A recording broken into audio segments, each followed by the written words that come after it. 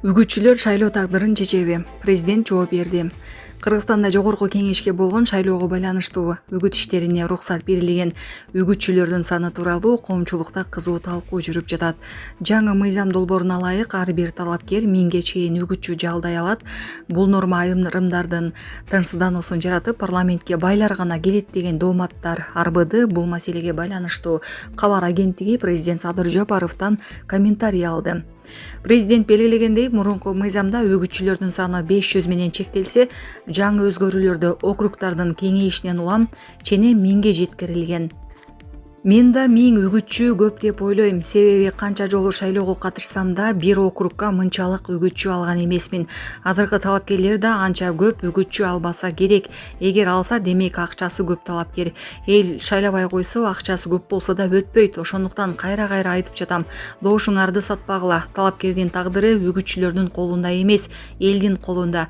500 деп чектеп койсоң да 500-ün расмий алып, дагы 500-ün өзеки сүйлөшүп иштеши мүмкүн. Далилдеш кыйын. Ошондуктан бул маселеден трагедия жасоонун кереги жок, деди мамлекет башчы. Садыр Жапаров өзүнүн саясий жолундагы тажрыйбасын айтып, элдин колдоосу эң башкы фактор экенин баса белгиледи. 2005 жылкы шайлоодо бир округдан 12 талапкер катышканбыз. 11 мага каршы биригип алышкан. Менде болгону 200дөй эле үгүтчү бар болчу. Бирок элдин колдоосу менен өтүп кеткем. Ошондой эле 2010 жылдагы шайлоодо үгүтчүлөрдүн көптүгү жеңишке жеткирбеген учурлар да болгон. 30 үгүтчү менен иштеген участоктардан эки эле добуш алган учурларыбыз болгон. 10 үгүтчү бар участкалардан бир да добуш алган эмеспиз. Мындай учурлар көп деп эскерди президент. Президент үгүтчүлөргө да кайрылып, ар бир кадамын ойлонуп, жоопкерчиликтүү болууга чакырды. Ар бир үгүтчү бул шайлоочу, кимден акча алып, кимге чуркап жатканын жетимиш өлчөп бир кесишсин. Кийин элдин убалына калбашын ойлонсун деп жыйынтыктады өлкө башчы. Булак супер кежи. Сонун жаңылык. Сиз билген жана иченген Умбем клиникасы эми сизге дагы да болсо жакыныраак болду. Анткени бизде жаңы филиал ачылды. Андыктан келип, өзүңүздүн жана жакындарыңыздын ден соолугуна кам көрүшүңүздү сунуштайбыз. Биздин жогорку даражадагы дарыгерлер төмөндөгү адистиктер боюнча кабыл алат: стоматология, гинекология, терапия, лор, хирургия, педиатрия, урология, УЗИ жана башка адистиктер. Лабораториялык анализдин 5000ден ашуун түрү алынат.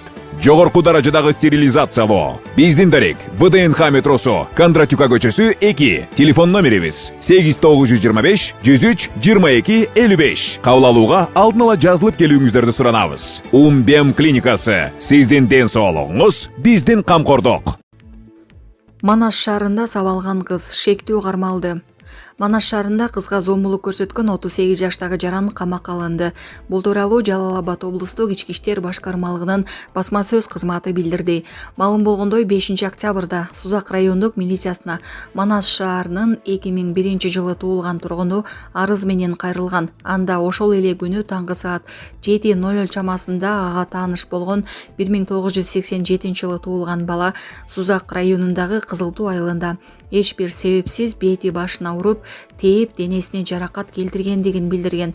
Бул факты бейбаштык менен кылмыш иши козголду. Шектүү кармалып, убактылуу кармоочу жайга киргизилди. Учурда тергөө амалдары жүрүп жатат. Кармалган жаран 10 айдан бери зомбулук көргөн кыз менен мамиле түзүп жүргөндүгүн айтып, белгилүү себептерден улам уруша кеткендигин билдирди. Буга чейин социалдык тармактарда Жалал-Абадтын Манас шаарында уур токмокко алынган делген кыздын видеосу тарап, милиция маалымат берген. Булак супер кежи. Хачужит долбоору орус тарапта согушуп каза тапкан 446 тажикстандыктын ысымын жарыялады. Украинанын мамлекеттик Хачужит долбоору орус тарапта согушуп жүрүп каза тапкан 446 тажикстандык кишинин ысымын жарыялады. Маалыматка караганда тизме толук эмес, ага набыт болгону тастыкталган гана адамдар киргизилген. Августта долбоор быйылкы жылдын 6 айында Орусиянын коргоо министрлиги менен контрактка кол койгон. Тажикстандын 628 жаранынын тизмесин чыгарган. Апрелде 931 тажикстандык орус тарапта согушка катышканы маалымдалган. Кошуна өлкөнүн бийлиги долбоордун маалыматын расмий комментарий илеген эмес. Быйыл майда Орусиянын тергөө комитетинин төрагасы Александр Бастырыкин күч түзүмдөрү орус паспортун алган 20 000 мигрантты кармап Украинага каршы согушка салганын билдирген. Биз Орусиянын согуш майданына эмес, атүгүл аскердик комиссариатка баргысы келбеген, ошондой эле жарандарды кармадык. Эмнегедир Өзбекстан, Тажикстан жана Кыргызстанда жашоону каалабаган Орусиянын 20 000 жаш жараны майданда жүрөт деп айткан Бастырыкин. BBC, Медиазона жана ыктыярчылар чогулткан маалыматка ылайык, Орусия Украинага кол салгандан бери 128 115 орусиялык жоокер урушта каза тапты. Алардын көбүн майданга ыктыярдуу кеткендер түзөт. Булак Азаттык. Еврошаркет Тажикстан Путинди кабыл алып, Гаага сотунун алдындагы милдеттенмесин бузду. Евробиримдик орус президенти Владимир Путиндин Тажикстанга жасаган визитине байланыштуу камтамасын билдирди жана Душанбе эл аралык кылмыш сотунун Рим статутуна мүчө катары орус лидерин камакка алуу ордерин аткарбай койгонун белгиледи. Шаркеттин Тажикстандагы өкүлчүлүгү 10 октябрда жасаган билдирүүдө Гаагадагы сот Путинди камоо ордерин эл аралык кылмышы үчүн чыгарганын эске салынат. Европа биримдиги эл аралык укуктун алкагында Орусиянын агрессивдүү согушунун натыйжасына жасалган кылмыштар, адам укуктарын бузуу учурлары үчүн жоопко тартуу аракеттерин, жапа чеккендерди адилет сотко кенемте алууга, андай окуялар кайталанбайт деген кепилдик алуу укугун чечкиндүү колдойт деп айтылат билдирүүдө. 2023 жылы 17 мартта Гаагадагы эл аралык кылмыш соту Путинди жана Орусиянын балдар укуктары боюнча ыйгарым укуктуу өкүлү Мария Львова Белованы камоого ордер чыгарган. Алар оккупацияланган Украина аймактарынан балдарды Орусияга мыйзамсыз депортациялоого жооптуу катары айыпталган. Мындай аракет эл аралык мыйзамдарда согуш кылмышы болуп эсептелет. Москва соттун дооматын четке каккан. Орус президенти Душанбеге 8 октябрда Борбор Азия Орусия саммитине жана КМШнын жыйынына катышуу үчүн барган.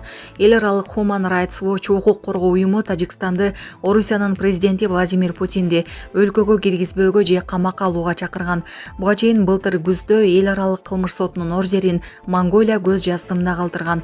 Ал эми 2023 жылы коомчулуктун кысымы менен жана жергиликтүү соттун чечиминен кийин Путин БРИКСтин Түштүк Африкадагы жыйынына баруудан баш тарткан. Булак Азаттык. 27 000 күзгүдөн турат Кытай Гоби чөлүндө жылуулук электр станциясын ишке киргизди. Кытай Гоби чөлүндө дүйнөдөгү алгачкы күн жылуулук электр станциясын ишке киргизди. Бул тууралуу South China Morning Post басылмасы жазды. Бул станция 27 000ге жакын күзгүдөн турат. Алар күн нурун бийиктикти 200 метр болгон 2 мунарага топтойт. Мунаралар бири-биринен болжол менен 1 чакырым алыстыкта жайгашкан жана жалгыз турбинаны энергия менен камсыздайт. Адистер бул систем эффективдүү болот деп эсептерин белгилешкен. Мындай технология дүйнөдө биринчи жолу колдонулууда. Станциянын иштөө процессинде концентрацияланган жылуулук бөлүнүп чыгат.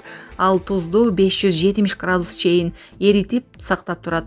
Бул жылуулук бууну пайда кылат. Ал болсо турбиналарды кыймылга келтирип, электр энергиясын күн баткандан кийин же булуттуу күндөрдө да өндүрүүгө мүмкүнчүлүк берет.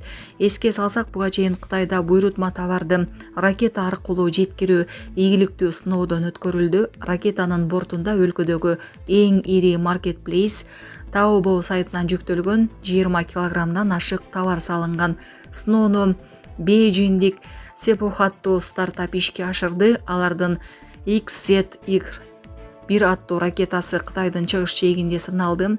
26 метр узундуктагы жана 57 тонна салмактагы дат баспаган болоттон жасалган ракета 2,5 чакырым бийиктикке көтөрүлүп, 125 секунд уча алган. Андан соң ракета Шандун провинциясына жакын деңизге тик түшүп, 18 сааттан кийин сууга түшкөн жеринен алынып, кайра базага жеткирилген. Булак Супер Кежи.